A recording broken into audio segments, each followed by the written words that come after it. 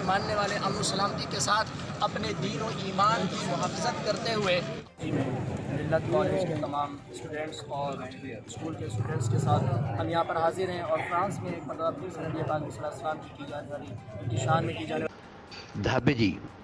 France government کی طرف سے نبی پاک کی شان میں گستاخانہ خاکے بنانے اور سر عام چپساں کرنے کے خلاف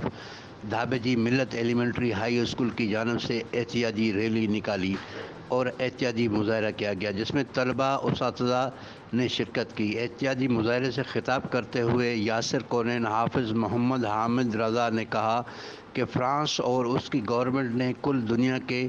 نبی رحمت محمد صلی اللہ علیہ وآلہ وسلم کے خاکے بنا کر نبی پاک صلی اللہ علیہ وسلم کے چاہنے والوں کے دل مجروح کیے ہیں، جس کی جتنی مذمت کی جائے کم ہے۔ دنیا بھر کے عاشقان محمد سراپا احتجاج ہیں جو اپنے نبی پاک سے محبت کرتے ہیں اور مطالبہ کرتے ہیں کہ مسلم امہ سے کہ ان گستاخ ممالک سے معاشی بائیکاٹ کیا جائے، ان کے سفیر کو ملک بدر کیا جائے۔ محمد صلی اللہ علیہ وسلم کے عشق میں گستاخوں سے کوئی سمجھوتا نہیں ہوگا۔ پاکستانی گورنمنٹ اعلیٰ سطح پر اپنا احتجاج ریکارڈ کرائے۔ نبی صلی اللہ علیہ وسلم کی